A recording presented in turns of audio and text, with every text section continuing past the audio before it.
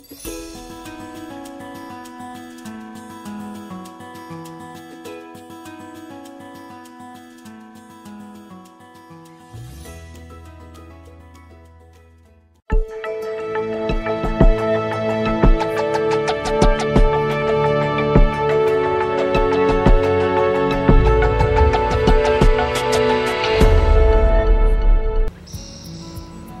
everybody, and welcome to Garden Style.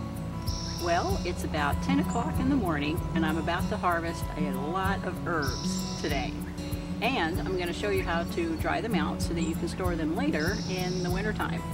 So as you can see behind me, I have a sea of oregano, marjoram, chives, basil, sage, thyme.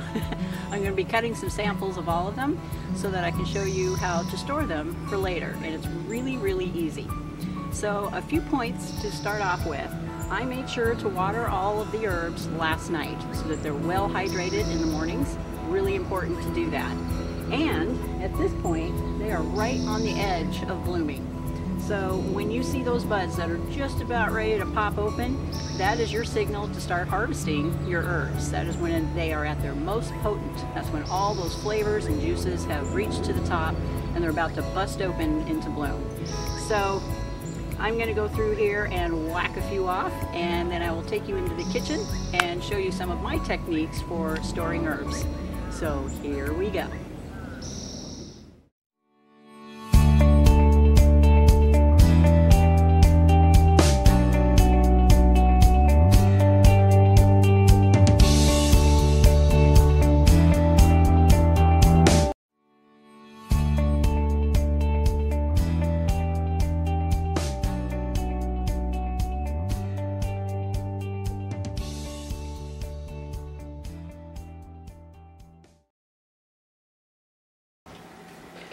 Alright, so here we are. I don't know why I feel like a chef about to take you through a meal to show you how to cook something, but I just do. I guess I'm just used to recording outside rather than in my kitchen. Alright, I have a pile of herbs sitting here in front of me. So a couple things to cover with you. First of all, I washed them all. And yes, I know it's probably a bad idea to put moisture on them when you want them as dry as possible. However, what I did was I took a solution of just a little bit of vinegar and water, and I put them inside of a strainer and actually dip them into the water, and I let them sit there for about 10 minutes. And then I pull them out, shake them to dry, and then I put them all on paper towels. So now I'm at a point where I'm ready to start drying my herbs. So there are several ways you can go about drying herbs. The easiest way I have found is to turn your oven to its lowest setting. And I take really dinky, small type herbs like thyme, for instance, which is really hard to tie up and hang upside down without it falling apart. So I find it's much easier to actually bake your thyme, and I figure it takes about 15-20 minutes is the amount of time it takes to bake your thyme. So what I did was I put some parchment paper in the bottom of a cookie sheet, and I have laid it all out.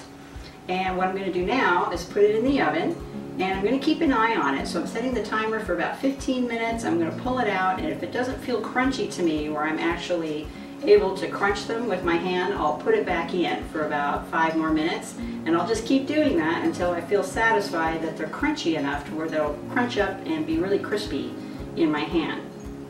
Now, that's what I'm going to do with the thyme. There are other herbs like basil, chives, tarragon, which have a super high moisture content in them. And I'm going to save those for last because I actually have several ways that you can store basil or basil, depending on whether you're English or not. But what I'm going to focus on right now is oregano. Now I have 2 different kinds here. I have your standard everyday oregano that you see here, and you can see where they're just about ready to bloom and bud out. That's when they're actually at their most potent.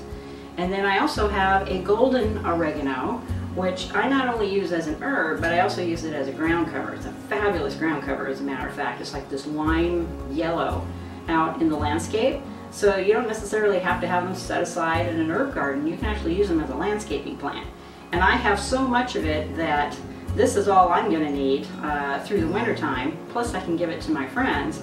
But I like to let some of it go into bloom because it's absolutely stunning when it is in bloom. It's just beautiful. But I have probably 3-4 handfuls of it here in my kitchen that I want to tie up and dry out. So what I do is I just grab a bunch of them and grab all their stems. I try to get the longest ones together first. And I just group them together to where I have like a handful, like this. And then I'm going to take a rubber band.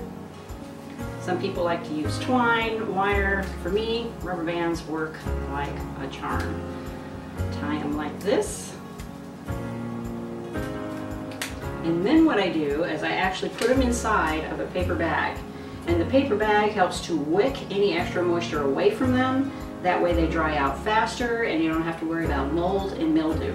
Now when I go to store these, I actually use my garage. It seems to be the driest area that I have in my house, besides my potting shed, which is actually dirty right now. But I'm going to hang them in my garage. That way I know that the light isn't hitting them. You don't want any light as you're drying out your herbs. You want them to be in a dark, very dry, cool place. And the garage, for me, is probably the best place to put these. So what I'm going to do is I place these upside down inside the bag, just like that. And then I'm going to tie off the top of it. And you're all probably wondering, why do you do it this way? It's simply because as your herbs start to dry, they shrink. When they start to shrink, sometimes they start to fall apart. And I've had this happen to me before where I walk in after I've let them dry for a week or two, and half of them are laying on the ground.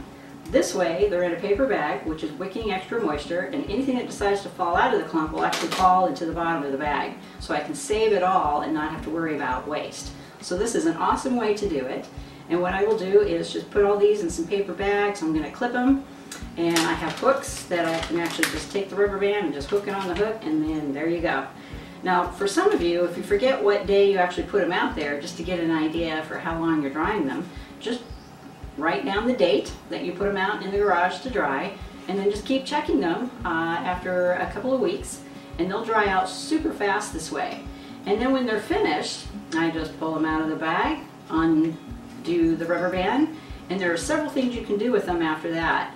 You can either crunch them up and put them in a neat little mason jar, or you could take the sprigs and actually put them in a cute little jar full of olive oil, and you can have herb infused olive oils. And that is what I give away as Christmas presents a lot of times, and people just absolutely love it. So that's a perfect way to start drying some of your herbs. Now here I also have sage that I'm going to be drying. These happen to be smaller sprigs here that I have, and I'll just rubber band them together as well. And the cool thing with sage is I harvested some in the early spring just before it bloomed. Then they bloomed, I cut all the old blooms off, and lo and behold, they did start blooming again. So you can continue to keep harvesting them. When you see that they're starting to send up new blooms again, that means they're at their most potent again. So sage is just one of those things you can probably cut 2-3 times during one season and be able to dry them. So again, I'm just going to place it inside of the paper bag. Super easy. Rubber band it shut. Just like that. And I have little ventilation holes in there so that air is sure to get in there. And you just hang them up. How easy is that? Super easy. Okay, I do the same thing with rosemary, and chives are one of those things that is full of moisture, so that's something I'm probably going to bake in the oven. Helps to dry them out a little faster. That way they don't get bruised, and you don't have to worry about mildew and mold and that sort of thing getting a hold of them. Okay, so now on to basil. Now this is one of my all-time favorite herbs. First of all, it's so easy to grow. Unfortunately, it's an annual, where I live anyway, so I don't bring it inside in the wintertime and try to grow it in the winter. I grow as much of it as I can during the spring and the summer so that I'm able to clip it all throughout the season and keep bringing it in. And of course, The bonus to harvesting herbs like this is you, of course, can enjoy them fresh right off the plant. And I have a couple of ways you can do that with basil. So as you see here, I have the basil actually sitting in a glass of water, just like you would a bouquet of flowers. And you can actually put this entire glass into your refrigerator and hold it fresh, just like this. So if you're waiting for your plant to start producing some more, this is a great way to hold it while you want to clip it and use it in your cooking. But there's some other ways you can also store basil, and I'm about to show you that right now. Okay, boy is it tricky trying to get the camera up close enough without me blocking it. Kind of a learning curve for me as well. Alright, so what I have done is I have shed all the basil leaves off their stems, and I'm going to put one inside the other. And this is a great way to slice fresh basil. You just go through and you roll them up, where they look like this, kind of like a cabbage roll. That's what it reminds me of. And then you can go through and gently cut it this way without actually bruising the leaves. This is a great way to slice your basil fresh if you're putting it into a recipe. But what that also does is makes it small enough where you can actually put it into an ice cube tray. And this is how I freeze basil and actually make basil cubes. And I just roll it up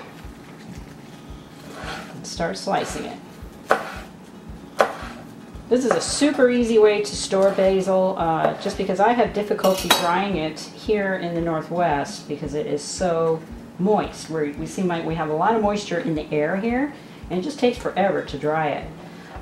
Plus, basil cubes, ice cubes, are fantastic when you want to put them on a roast or drop it into a soup. You know, any of your sauces that you like to use basil for, especially in the wintertime, this is a fabulous way to store it.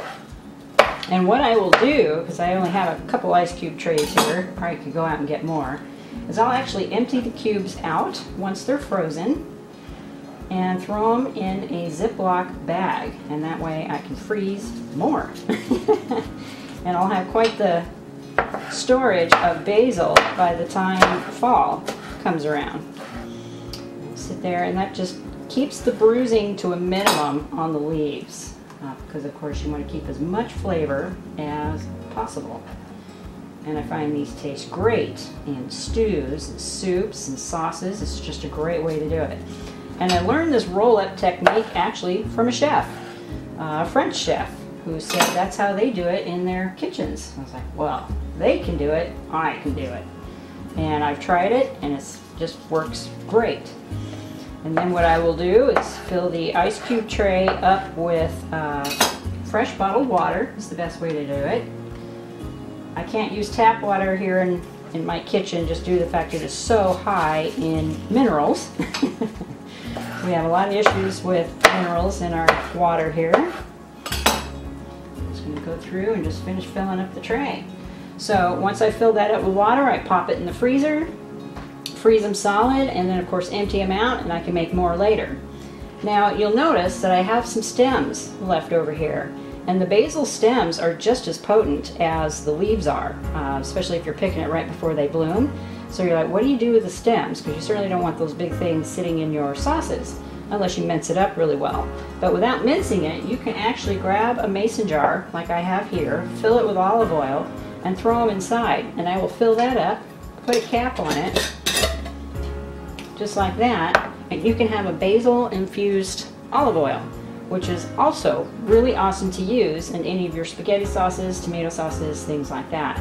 So another way to store your basil. And you can put this in the fridge or just store it in the cupboard. It's not going to hurt it a bit. And just leave it like that with the oil in it. Now what I have done for Christmas presents is I find really cute jars like this or like this. And I will fill this one up with dried herbs, and I just happen to find these actually come with a cute little spoon. I'll put a ribbon around it for Christmas time, and I can fill this up with all the dried oregano, rosemary, any of the other herbs that I have dried out in the garage. Or of course you can use them for yourself. But I go to Amazon. I've also been on Etsy, and I have found some really super cute jars, and I need to buy more this year as I just keep giving them away every year. But this particular jar, which is just really super cute with the lid like this, love that. And what I have done here is I have put rosemary sprigs in here, and I will actually fill this up with olive oil as well. And I get the bulk olive oil jars from Costco. It's a great place to go if you've got one close to you. And use that to finish filling up the jars. I have seen people do this with vinegar as well. So, you know, it's just a matter of thinking outside of the bottle. And there are just so many creative ways to store herbs.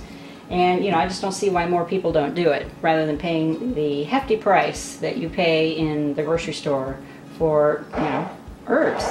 That way I know these are organic, they don't have any chemicals on them, they're clean, I know where they came from. They came from my garden, and they taste so good, and they're so good for you. And of course, you know, great for flavoring all your different sauces and soups and stews and meats, and it's just endless, the uses that you can have for these. And you can make them really pretty. Sometimes I have put in little cherry tomatoes in here and other items to make it really pretty for Christmas time. But I'm a simple kind of gal, and I like to keep things like this real simple.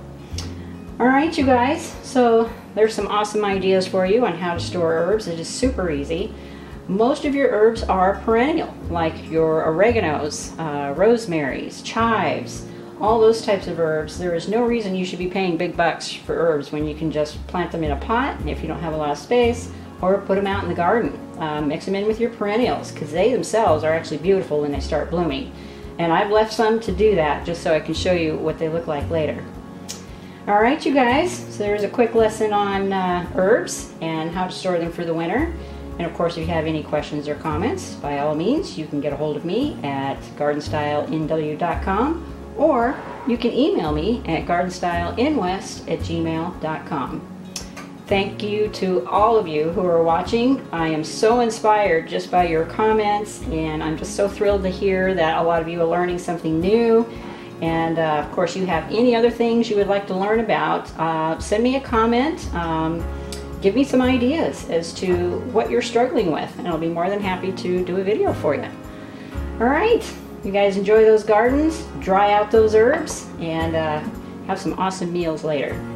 Talk to you soon, and bye for now.